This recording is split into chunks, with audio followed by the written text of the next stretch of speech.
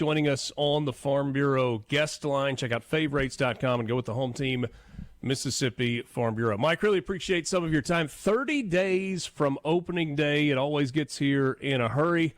Hope you had a little bit of time to recharge and now, I guess, hit the ground running. Yeah, it's always an exciting time, and I think everybody's kind of chomping at the bit. Once we get out of Christmas, and you enjoy that time. Fortunately, as baseball coaches, we get Thanksgiving, we get Christmas, but I think once you pass out the Christmas presents, you get it to about New Year. Everybody's ready to get back on the baseball field. I joked with the other coaches that we talked to earlier today. We had snow on the ground last week. It must mean baseball season is here this time of the year when the weather's so unpredictable. No doubt. And fortunately, we got it. We're allowed to start our skill instruction, today. So fortunately, we got all that out of here and ready to go. What does the schedule look like between now and Valentine's Day when you open the season in terms of when you start full practice and scrimmage and all those things?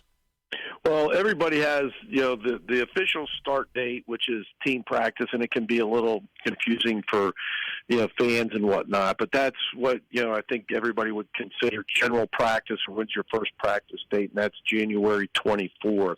And that's 3 weeks prior to the season, and that's for everybody. But the rules allow us to do what they call skill work, which is basically that group work. They used to call it 4-on-1s, but now you're not limited to just 4 players. You're just limited in a little different amounts of time that you can be with the student athletes. But we'll be doing that through from now until the 24th. Bullpens, live BPs, batting practice, defensive days, and we did a little bit of all of that today. Yeah.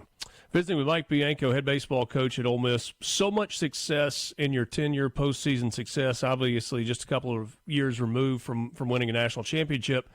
But the last 2 seasons, obviously not what you want, where you're not part of the postseason. What was the vibe? What was the mood around the team as they went through fall ball and moved toward this 2025 season? Well, I think, much like we just mentioned about, the start in January, I think every fall, when you're in our locker room and you're around this program, we've had success. There's guys in the room that won a national championship. There's players that were recruited here to come here and, came here because, we win and we go to postseason. And so, I don't think that as far as attitude and vibe and however you want to call it, I think it was always, it's always been a positive deal for us. At least we've been fortunate, at least for a long time. But this spring feels a little bit different. I think for us as coaches, I think it's hard, to do what we do and not be positive and have high expectations going into the season. But I think this season feels different, and the reason I say that is, I think we are different. I think this is the first time, probably since 2021, so even before the national championship team, that we feel really comfortable on the mound. We returned 3 guys, and Hunter Elliott, Riley Maddox, and Mason Nichols that have started on the weekend in the SEC and have had success. We return a closer that had success. And so not to mention some other bullpen pieces like Braden Jones and Mason Morris and others. And so, when you add a couple transfer portal guys, you add a top 10 recruiting class to that, I think we feel really good and comfortable on the mound. And then on the other side of the ball, the difference is we rolled the dice and went a little different in the portal, where we went with some older Power 5 hitters. And there was some risk involved because they could have got drafted and signed, but we rolled the dice and all 3 of them showed up. And Isaac Humphrey from Louisville, Mitch Sanford from UNO, but prior to that 3 years at LSU, and Ryan Moorman from the University of Illinois. And so, again, with a couple transfers and also another really good recruiting class by Carl Lafferty, we feel really good about this team. Those pitchers that you mentioned with SEC experience and success on the weekends, if you rewind to the end of May last year when the season came to an end, you didn't necessarily expect that any of them would be back, did you? No, you're exactly right, and I think that's, there's so much has been said on the negative side of, NIL and those types of things, but that's one of the things that's a positive is it's given some of those guys an opportunity that hey, rather than sign, I can come back and I'm not going to lose money, and so that's a positive. Plus the other thing that it's hard to gauge, and I know it's subjective, but they've all said it sitting in a room. Those three guys I mentioned, Elliott, Maddox, and Nichols, they all, were part of that national championship team. They wear national championship rings. So not only have they had success in our league, but those were guys that have had success overall nationally and won the biggest trophy there is. And to get those guys back, for those guys to not want their careers to end at Ole Miss that way, to come in and make a difference and go out differently than the last couple of years, that means a lot. Old wins, and you know this, Richard. In 21, State won the national championship. They were really old that year, and the next year, as luck would have it, we were really old with Elko and Graham and Bench and a lot of those guys returning. Some of those guys, fifth-year guys, because of COVID. And then the next year, 23, LSU wins, and they were a really old team with Dugas and Beloso and all those guys. People talk about Paul Skeens, and he was a big factor, but they were really old, that team. So old wins in our league and I think in college baseball in general. You have had a lot of continuity on your staff.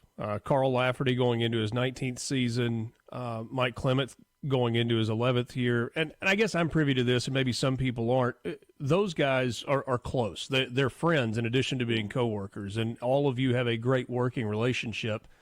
But you add a new piece to your staff this year with Joel Mangrum coming in, a guy that's got a lot of professional baseball experience specifically to work with the pitchers. It feels like everybody's had pretty defined roles within your program on your coaching staff. What is his role going to look like? How are you going to implement that particular piece that you added?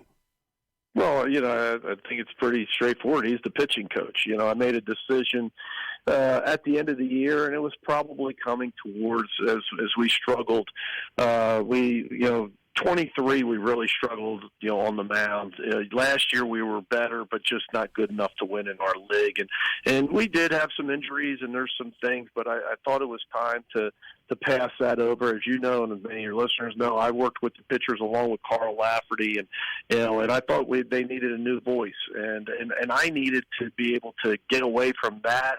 And do what I think I do best, which is manage the team. And I think over the years that job as a pitching coach, because of the amount of pitchers, because of analytics and data and video, it's just all it can be overwhelming at times. And to do that and also be the head coach or also be the recruiting coordinator, I think is a really difficult ask.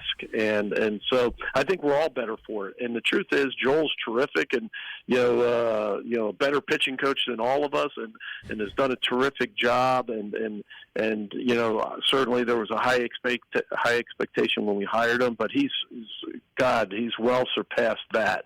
And one of the neat things is he gets our game. Not only is he a developer, not only is he a great pitching coach and has a great relationship with the pitchers and so knowledgeable, but he also was a college coach before he was a professional pitching coach, and he gets what we do. And he knows that, it's got to translate now. It can't translate 5 years from now, like in pro ball. Like, these guys have to have success, now, this year. And just so happy with the decision. He's done a terrific job. Only a minute left, Coach, until we run out of time. But you opened the season back in Dallas. Did that a couple of years ago and had really good success there, but pretty challenging out of the gate with Arizona, Texas, and Clemson in those first 3 days. It's a pretty fun way to start the year, though, isn't it?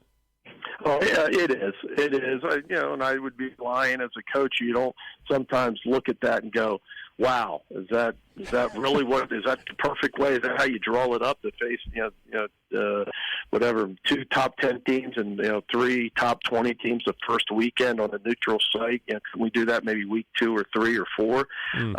But the truth is, we want to challenge ourselves and prepare us for conference play. And this year with 16 teams in the SEC, I think the SEC is going to be stronger than it's ever been. And we do this to prepare us. And so I know our guys are excited, about the challenge, and it will be a challenge. But I think we can't wait to get to February 14th. Great ballpark, really fun trip for fans if you're looking to go somewhere indoors in February. Mike, really appreciate your time. Look forward to visiting with you throughout the course of the year. And